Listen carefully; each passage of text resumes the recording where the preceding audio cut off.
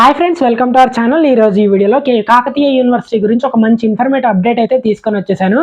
Late చేయకుండా వీడియోలోకి అయితే వెళ్ళిపోదాం. దేని గురించి అంటే ఇన్స్టెంట్ కరెక్షన్ అప్డేట్ అండి. ఏంటి నాకు అర్థం కాలేదంటారా? ఇప్పుడు మీరు ఫస్ట్, థర్డ్, ఫిఫ్త్ సెమ్ రాసిన వాళ్ళైనా, సెకండ్, ఫోర్త్, సిక్స్త్ సెమిస్టర్ రాసిన వాళ్ళైనా, మీరు ఒకవేళ ఎగ్జామ్ ఎంత మంచిగా రాసినా మిమ్మల్ని రిజల్ట్ వచ్చేటప్పుడు ఫెయిల్ చేశారు. దానికోసం నాకు కాన్ఫిడెంట్ ఉంది అని రీవాల్యుయేషన్ పెట్టారు. రీవాల్యుయేషన్లో కూడా మిమ్మల్ని ఫెయిల్ చేశారు. ఓ గ్రేడ్ వస్తుంది అనుకున్నా అసలు పాస్ కూడా చేయలేదు అని చాలామంది ఎంబీఏ, ఎంసీఏ, పీజీ, బీఈడీ చేయాలని ఒక్క సబ్జెక్ట్ మాత్రమే బ్యాక్లాగ్ ఉండి ఇలా ఉన్న వాళ్ళకి ఇదైతే ఒక మంచి ఆపర్చునిటీ, ఒక మంచి ఛాన్స్ అని చెప్పుకోవచ్చు. ఏంటి అంటే నేను ఎంత మంచిగా రాసినా నన్ను ఫెయిల్ చేశారు. రివాల్యుయేషన్ రిజల్ట్స్ వచ్చిన తర్వాత కూడా మనం ఇదైతే ఇన్స్టెంట్ కరెక్షన్ చేయించుకోవచ్చు. ఎలా అంటే యూనివర్సిటీకి వెళ్ళి 800 కడితే మనం రాసిన ఆన్సర్ షీట్ అనేది జిరాక్స్ మనకిస్తారు.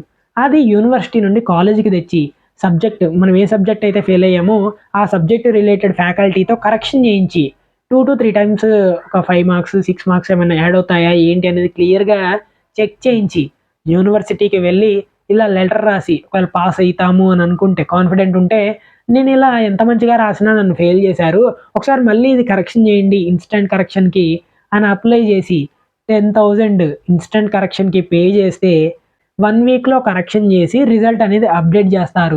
ఒకవేళ పాస్ అయితే గనక వాళ్ళు 1000 ఉంచుకొని 9000 అనేది రిటర్న్ ఇస్తారు. ఇది ఇన్‌స్టంట్ కరెక్షన్ గురించి. మీరు ఇప్పుడు కూడా వెళ్ళి ఒకసారి యూనివర్సిటీలో ట్రై చేయొచ్చు.